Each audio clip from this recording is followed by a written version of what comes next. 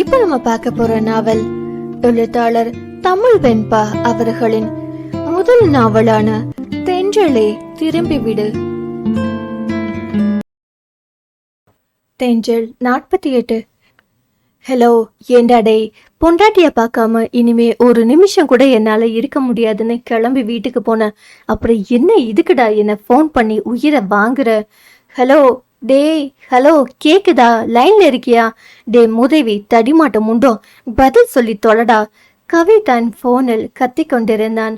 ஒருவேளை அழைப்பு தான் துண்டிக்கப்பட்டு விட்டதோ என காதல் இருந்து போனை எடுத்து பார்க்க மகள் இன்னமும் அழைப்பில் தான் இருந்தான்.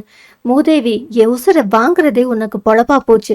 எதுக்கு போன் பண்ண சொல்லி தொலை, இல்ல வச்சிடுவேன் என்றான் மீண்டும் கடுப்பாய் கத்தி. ஹலோ மச்சான், நான் மகி பேசுறேன்டா, யார் என்ன கண்டுபிடி பாப்போம் என்றவனின் குரல் குளறலாய் ஒலித்தது. குடிச்சிருக்கியா நாய? வந்த பிஞ்ச செருப்பாலே அடிப்பேன். குடிச்சிங்கன்னா மூடிட்டு போய் படுங்கடா. அதை விட்டுட்டு ஏண்டா எனக்கு போன் பண்ணி ஏன் கழுத்து அறுக்கிற? நான் உன் உயிர் நண்பன் தானே மச்சான். அப்படியெல்லாம் சொல்லப்படாது. இல்ல, உசுர வாங்குற நண்பன் என எரிச்சலாய் முணுமுணுத்தான் கவி. என்னடா சொன்ன? ஆமான்னு சொன்னேன். இப்போ என்ன உனக்கு? அதை சொல்லி தொலை சீக்கிரம், எனக்கு இங்க ஏகப்பட்ட வேலை இருக்கு. நீ என் உயிர் நண்பன் தானே.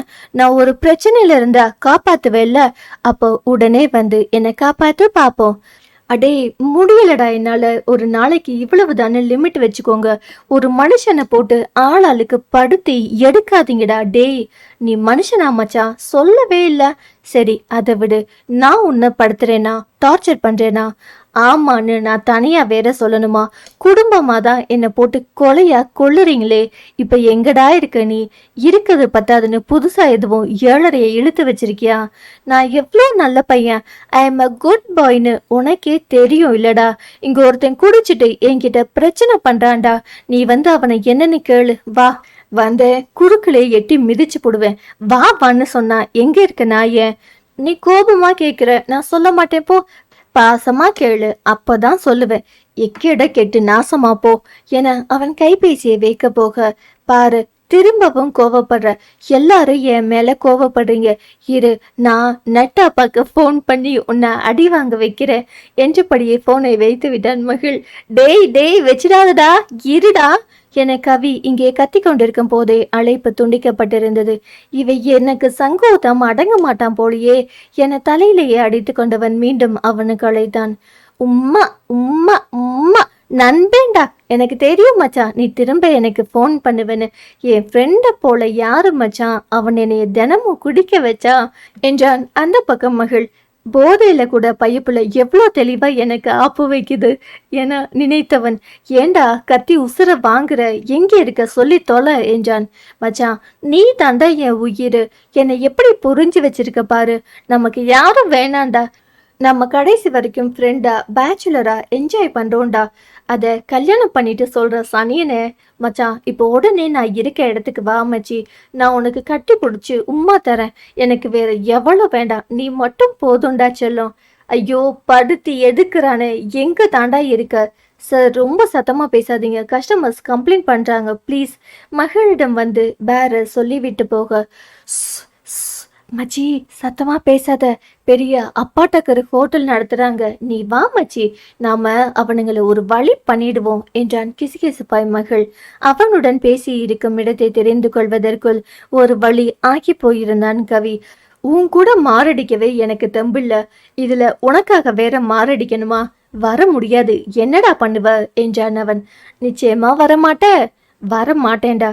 சரி விடு, நான் ஃபோன் பண்ணி நெட்டாப்பாவை கூப்பிடுறேன். அவர் எனக்காக எதுவும் செய்வாரு. இல்ல இல்ல வேண்டாம், மாணிக்க மாமாவை கூப்பிடுறேன் என்றான் மகள். வர வச்சு தொலை என்றவன் அடுத்த 15 நிமிடங்களில் மகிழ் சொன்ன இடத்தில் இருந்தான். அவன் வந்து சேர்ந்த நேரம் பேரரிடம் வம்பு வளர்த்து கொண்டிருந்தான் மகள். கவியை பார்த்ததும், மச்சான் நான் ஜூஸ் தாண்டா கேட்டேன், ஆனா இவன் எனக்கு வேற எதையோ கொடுத்துட்டான்டா. உன் நண்பன் கற்பை காப்பாத்து மச்சான், அவனை என்னன்னு கேளுடா என்றான் கவியை அருகில் இழுத்து கட்டி கொண்டு. நீ போப்பா, நான் பாத்துக்கிறேன் என பேரரை அனுப்பி வைத்தவன் ஆமா, இவர் பெரிய உலகளகி. ஜூஸ்ல மயக்க மருந்து கலந்து கொடுக்க பாக்குறாங்க.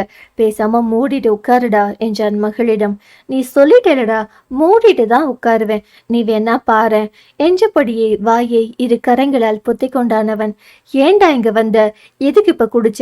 இது என்ன புது பழக்கம்? வீட்டுக்கு தெரிஞ்சா எவ்வளவு பெரிய பிரச்சனையாகும். உன் பொண்டாட்டிக்கு தெரிஞ்சா ஓட ஓட விட்டு உருட்டு கட்டையாலேயே அடிக்கும். தேவையா இதெல்லாம்?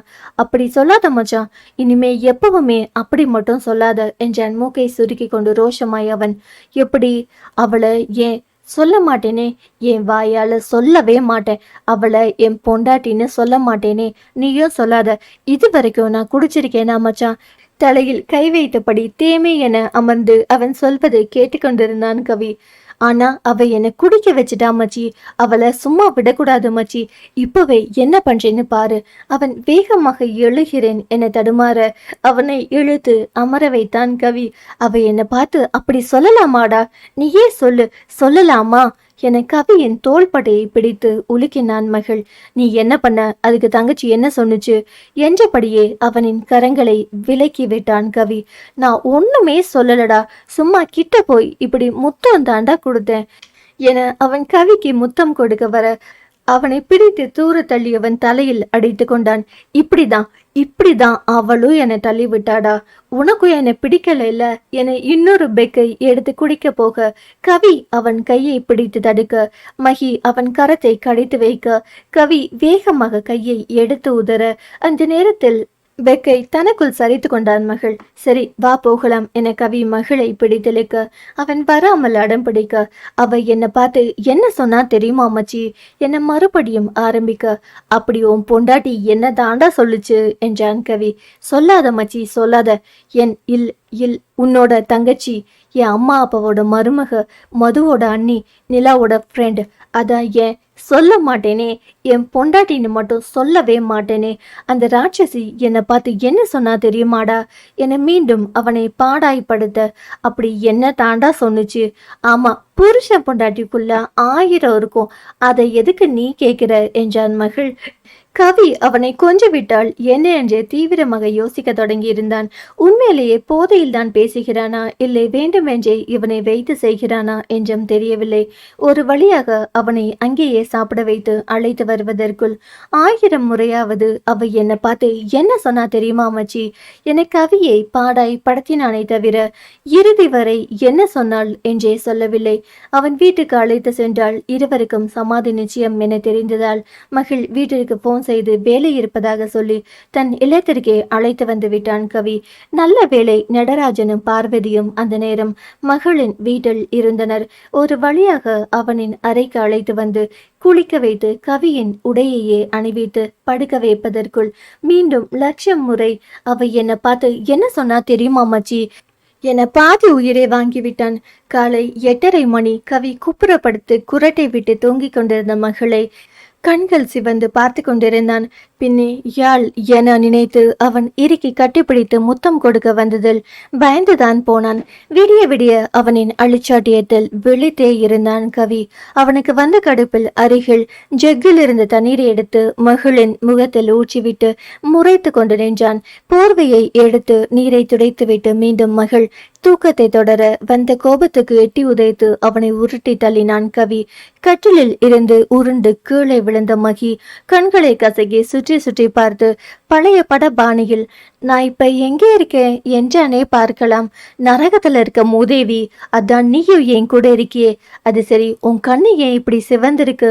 நேத்து குடிச்சிருக்கியா? இரு, எல்லார்கிட்டயும் சொல்றேன். வந்தேன், தூக்கி போட்டு மிதிச்சிடுவேன். எந்திரிச்சு உன் வீட்டுக்கு போய் தொலை சனியனே தேட போறாங்க. அவனுக்கு இரவு நடந்தது கொஞ்சம் கொஞ்சமாக நினைவு வர, மச்சி நான் உனக்கு தொல்லை எதுவும் கொடுக்கல இல்ல? அது என்னன்னா மச்சி, உன் தங்கச்சி இருக்கால என ஆரம்பிக்க ஒழுங்கு மரியாதையா மூடிட்டு ஓடி போயிடு, இல்ல இங்க ஒரு கொலை விழும். போறேன் கத்தாத மச்சான், தலை ரொம்ப பாரமா இருக்கு, ஒரு காப்பி என கண்களை சுருக்கி மகி கெஞ்சுதலாய் கேட்க இப்ப நீ போறியா இல்லையா என கவி கத்த அவன் கண்ணில் தெரிந்த கொலை வெறியில் இப்ப என்னத்தை கேட்டுட்டேன்னு இவன் இந்த கத்து கத்துறான் என முணுமுணுத்தவாறு மகி சென்றுவிட கோபத்தில் எருமை மாட்டை போல் மூக்கு விடைக்க மூச்சு விட்டு தன்னை ஆசுவாசப்படுத்திக் கொண்டிருந்தான் கவி. மகள் வீட்டிற்கு வர பெண்கள் எல்லாம் சமையல் அறையில் மும்முரமாக வேலை செய்து கொண்டிருக்க மூர்த்தியும் நடராஜனும் அன்றைய நாளிதழை பிரித்து மேய்ந்து கொண்டிருந்தனர். திருட்டு புனை போல் மகள் மெல்ல படியேறி தனது அறைக்கு விரைந்திட யாழ் அவனை பார்த்து விட்டாள். அவளும் அவன் பின்னாலேயே வர எங்கே தன்னை பார்த்தால் கண்டுபிடித்து விட போகிறாள் என அவன் அவளுக்கு முகம் காட்டாமல் முதுகு காட்டி வேகமாக முன்னே செல்ல அவன் நிழல் போல பின்தொடர்வதையும் கண்டு கொள்ளாமல் குளியல் அறைக்குள் நுழைந்து வேகமாக கதவை சாத்தி கொண்டான். அவளுக்கு குடிப்பது கொஞ்சம் கூட பிடிக்காது. தெரிந்தால் மகளுக்கு சமாதி நிச்சயம். அவனோ கண்டுபிடித்து விடுவாளோ என்ற பயத்தில் நடுங்கிக் கொண்டிருக்க இவளோ கோபத்தில் இருப்பதாக எண்ணிக்கொண்டாள். அவன் குளித்துவிட்டு வரும் அரை மணி நேரத்தில் பொறுமையின்றி தனது பாதி நகத்தை கடித்து துப்பிவிட்டாள். அவன் குளித்து முடித்து வெளியே வர அவள் நிழல் போல அவன் பின்னாடியே சுற்ற அவன் கொஞ்சமும் கண்டு கொள்ளவில்லை. அவனை இழுத்து அவள் புறம் திருப்பியவள். மகி, நான் உங்ககிட்ட கொஞ்சம் பேசணும் என்றாள் தீவிர குரலில். நீ பேசின வரைக்கும் போது யாழினி, இனிமே பேச என்ன இருக்கு? உனக்கு என்னை பிடிக்கல அதான? தப்பு எல்லாம் ஏன் மேலதான். உனக்கு பிடிக்கலனா எப்ப வேணாலும் நீ இங்க இருந்து போகலாம் என்றான் முகத்தை அவளுக்கு காட்டாமல் படபடப்புடன். அவள் ஒன்று பேச எண்ணி இருக்க அவனோ பயத்தில் உளறிக்கொட்ட அதில் கடுப்பாக்கி போனவள். எஸ் மிஸ்டர் மகிழன், நீங்க சொல்றதும் சரிதான். இஷ்டமில்லாத 2 பேர் கஷ்டப்பட்டு சேர்ந்து இருக்கிறத விட பிரிஞ்சு போயிடுறது பெஸ்ட். ஸோ சீக்கிரமே டைவர்ஸுக்கு ஏற்பாடு பண்ணுங்க மிஸ்டர் மகிழன் என அழுத்தம் திருத்தமாக சொல்லிவிட்டு அவன் சொல்வதை கூட கேட்க விருப்பமில்லாமல் வேகமாக வெளியேறிவிட்டாள். பின் அவள் மட்டும் அவனுக்கு சளைத்தவளா என்ன? தொடரும். அடுத்த அத்தியாயம் நாளை கேட்கலாம். கதையை தொடர்ந்து கேட்கணும்னா சேனலை சப்ஸ்கிரைப் பண்ணுங்க. நன்றி. பேசும் கதைகளின் குரலாய் நான் மனோசங்கரி.